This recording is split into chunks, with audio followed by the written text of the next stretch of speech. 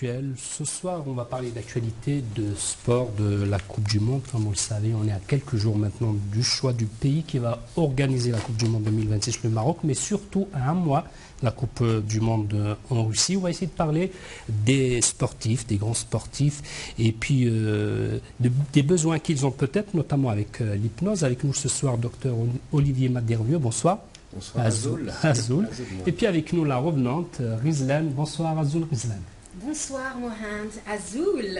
Voilà. Je suis vraiment ravie de revenir sur le plateau de Berber TV et surtout en compagnie du docteur Olivier Madelrieux qui est un spécialiste en fait de l'hypnose.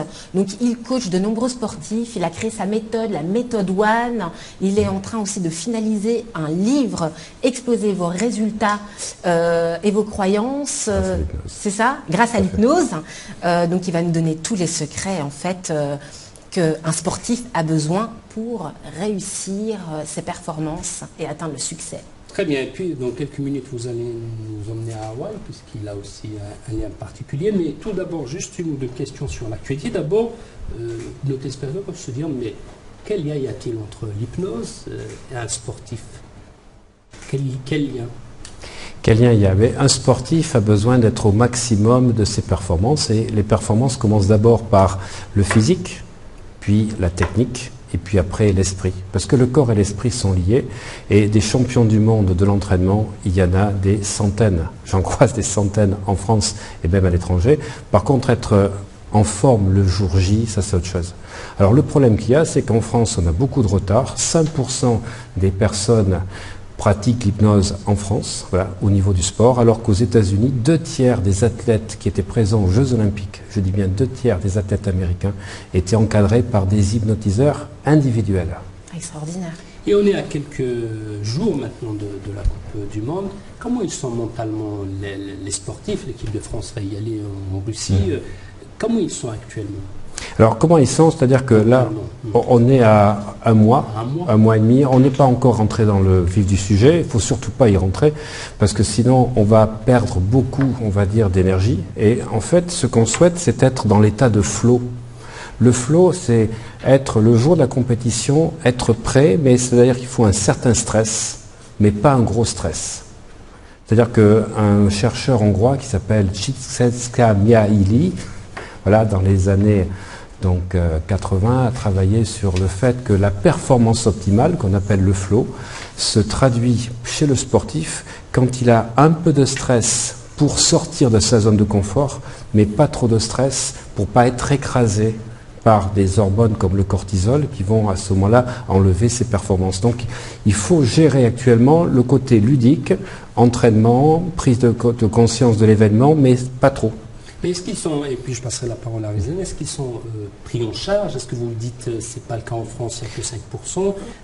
Est-ce que dès maintenant ils sont pris en charge? Aujourd'hui, au niveau du football, puisque je travaille avec pas mal de footballeurs, mais pas forcément avec les équipes de football, ça s'est fait en charge avec des agents de joueurs. Je travaille pas mal avec des agents de joueurs.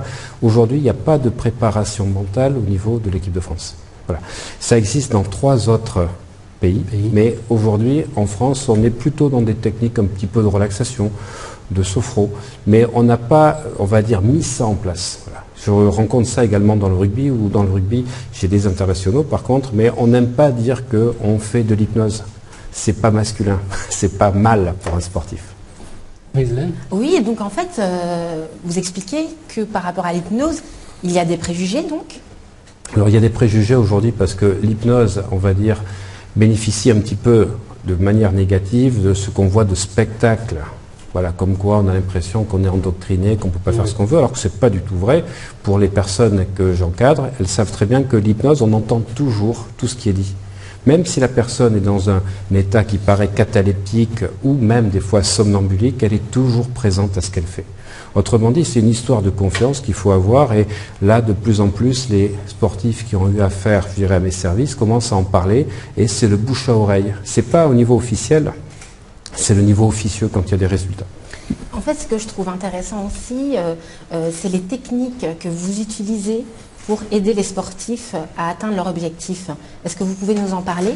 Voilà, alors Pour moi, l'hypnose intervient après. C'est-à-dire que la première chose, c'est déjà la préparation nutritionnelle. C'est-à-dire qu'il faut bénéficier à la fois des hormones et des neurotransmetteurs qu'il faut pour être dans le maximum de résultats possibles. Je ne vais peut-être pas rentrer dans le détail de tous les neurotransmetteurs. Neurotransmetteurs, ce sont des peptides, en fait, qui viennent de ce que l'on mange. Voilà, pour la plupart, ou alors c'est votre corps qui va les chercher et qui vont envoyer le message au niveau des différents systèmes. Alors la dopamine, par exemple, c'est le dopant, c'est la motivation. La noradrénaline, c'est l'énergie. Et pour ça, il faut manger beaucoup protéiné, avec essentiellement 2 acides aminés, phénylalanine, tyrosine, et avoir un certain nombre de complexes, B2, B3, B9, B12, zinc, magnésium et vitamine C. Voilà, donc ça commence par là. Excusez-moi, parce que Mohand, en fait, le docteur Olivier Madelrieux est un nutritionniste. Ouais, tout à fait, pharmacien et nutritionniste. Pharmacien et nutritionniste. Voilà. Et donc, vous avez écrit donc, un livre, Exploser vos résultats grâce à l'hypnose. Tout à fait. Qu'est-ce qui vous a donné envie, en fait, d'écrire, enfin, ce qui vous a inspiré Alors, ce qui m'a inspiré, bon, d'abord, je suis fondateur d'un institut d'hypnose en France et au Maroc. On en parlera, parce qu'avec mon associé, donc marocaine Karima, nous faisons des formations 3 fois par an, donc sur Marrakech et sur Essaouira. Voilà, elle est d'origine berbère, hein, elle est d'origine berbère également, voilà, du côté de Nador. Voilà, tout à fait. Et le but, c'est que l'hypnose aujourd'hui, c'est pas rentrer dans les mœurs, c'est comme toutes les techniques qui viennent des États-Unis, 15 à 20 ans de retard. Or aujourd'hui, que ce soit en Russie, que ce soit en Angleterre, que ce soit aux États-Unis, l'hypnose a fait ses preuves. Voilà. Alors moi, ce qui m'a intéressé, c'est de montrer qu'on peut optimiser les ressources dont je parlais, qu'elles soient hormonales ou les neurotransmetteurs, grâce à l'hypnose. C'est-à-dire qu'on peut pratiquement doper la personne de l'intérieur, et ça c'est totalement autorisé, parce que si vous allez à Font-Romeu ou dans les Alpes pendant 2500, 3000 mètres pendant 3 semaines, vous montez votre PO. D'accord. Mais naturellement, et ça on peut le faire en hypnose. Mais au même temps, vous le disiez, et Rizlan l'avait soulevé tout au début, qu'est-ce qui fait qu'il y a cette réticence envers l'hypnose en France, envers le coaching en général, mais même si on voit que ça commence quand même à venir, et puis des fois quand on en parle, ouais, non, les coachings, ceux qui font l'hypnose, c'est peut-être pas votre le cas, développement personnel. Il y a beaucoup de charlatans, il y a beaucoup de gens, c'est pas sérieux. Exactement. Qu'est-ce qui fait qu'il y a ça qui s'est installé en France? Alors, on va dire qu'en France, il y a eu la sophrologie qui a eu ses heures de gloire, parce que c'était le docteur Caicedo, donc, qui est installé en Andorre aujourd'hui, donc un Espagnol qui s'est formé à l'hypnose et qui a mis en place une technique qui est dans des états assez légers, mais qui a été surtout enseignée au niveau des médecins. Donc la sophrologie est rentrée dans pas mal de clubs ou de fédérations de sport grâce en fait à l'encadrement médical ou paramédical. L'hypnose, malheureusement, effectivement, on n'a pas le même cursus qu'en Angleterre, qu'en Russie ou qu'aux États-Unis. Historiquement, il y a 2 courants, puisque si on reprend il y a 100 ans, les 2 écoles, l'école de Nancy, c'était donc le docteur, c'était Bernheim, qui a formé entre autres Émile Coué, qui était pharmacien, et qui a formé aussi Freud, parce que Freud faisait l'hypnose aussi. Et il y avait l'école de la Pitié-Salpêtrière avec Charcot, docteur Charcot, et il y a eu une opposition. Parce qu'à l'époque, Charcot disait que l'hypnose était réservée ou ne pouvait marcher que dans le cas des personnes qui étaient psychopathologiquement atteintes. C'est-à-dire les gens un peu hystériques, les gens qui étaient névrosés.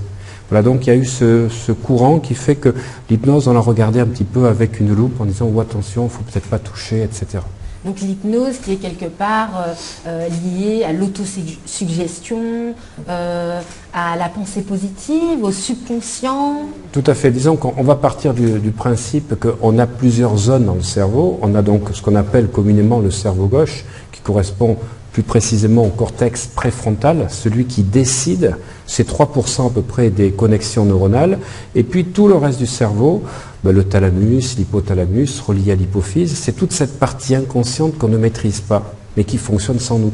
C'est-à-dire que les battements de notre cœur, la respiration, la digestion, les mouvements que je fais là automatiquement, c'est mon inconscient qui les active. Et tout ça, ça vient de conditionnement, ça vient de croyances, ça vient des fois de peur, de blocage. Toute cette machinerie, on ne la maîtrise pas, on ne la contrôle pas.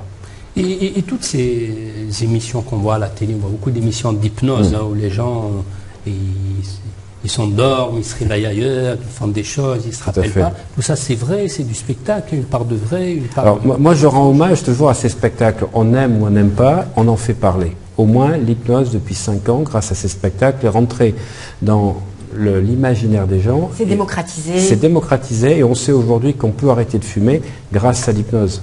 Parce que sans hypnose, essayer d'arrêter de fumer sans prendre 20 kilos, c'est compliqué. Et petit à petit, on s'aperçoit que les phobies, les gens qui ont des agoraphobies, des phobies de l'avion, mais peuvent le soigner grâce à 3 ou 4 séances d'hypnose. Alors ça avance. Bien évidemment, l'iceberg met un peu de temps, on va dire, à trouver sa route. Il faudra peut-être encore 5 ou 10 ans. Mais déjà, on est en train de parler de statut d'hypnothérapeute. Et d'ici 5-6 ans, les choses seront encadrées. Donc on pourrait s'en passer, si je vous suis bien, on pourrait s'en passer peut-être de certains médicaments. Ah ben c'est clair.